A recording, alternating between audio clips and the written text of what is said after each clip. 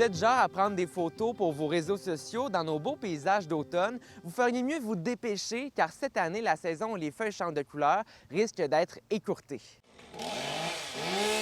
Sûrement qu'il va y avoir moins de couleurs, juste à cause de la sécheresse, parce qu'il y a déjà des arbres en août qui ont perdu pas mal de leur feuillage. Fait que c'est sûr que le paysage automnal va être un peu moins vaste cette année. Au mois de juin, il y a eu beaucoup de pluie, tandis que pour le reste de l'été, il y a eu très peu de précipitations. Il faisait très chaud également. Au mois d'août, il y a eu seulement 14 mm de pluie, alors que la normale est de 115.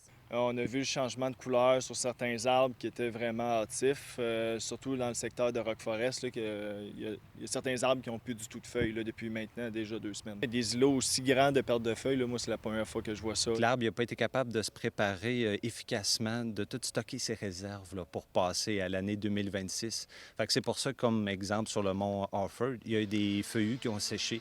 Et le moment qui commence, là, qui se dit, OK, on va se préparer pour l'hiver, on va commencer à rapatrier les nutriments. Ça dépend un peu de ce qui s'est passé pendant l'été. C'est sûr que si notre arbre est stressé, s'il a subi une sécheresse, ils ont tendance à commencer un petit peu plus tôt. Ça a été documenté. Ça s'explique entre autres par le fait que l'hormone du stress chez les arbres, c'est la même hormone qui provoque la chute des feuilles. Donc, c'est l'éthylène, un peu comme le cortisol chez les humains. Même les viverses qui étaient plantés là, depuis maintenant 3-4 ans, on a dû les arroser parce que pratiquement tout était en train de mourir. Puis même pour ce qui est de la floraison, tout ça, puis la beauté du jardin, on a vu une très grande baisse. On a dû faire beaucoup de plantations là, pour regarnir un peu le domaine. Là. Fait que ça dépend si les bourgeons sont encore hydratés pour l'année prochaine, mais définitivement, le paysage va avoir un petit peu moins de rouge puis de jaune cette année.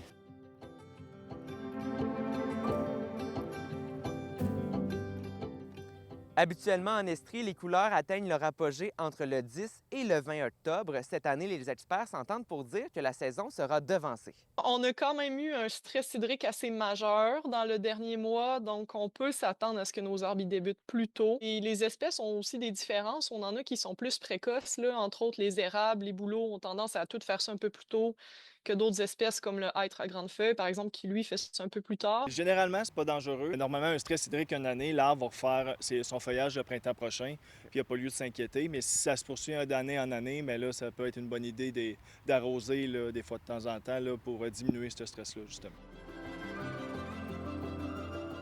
Les organisateurs de la flambée des couleurs du mont Harford mentionnent qu'ils ne sont pas inquiets de ce changement des couleurs précipitées et que l'événement se tient toujours du 12 septembre au 13 octobre.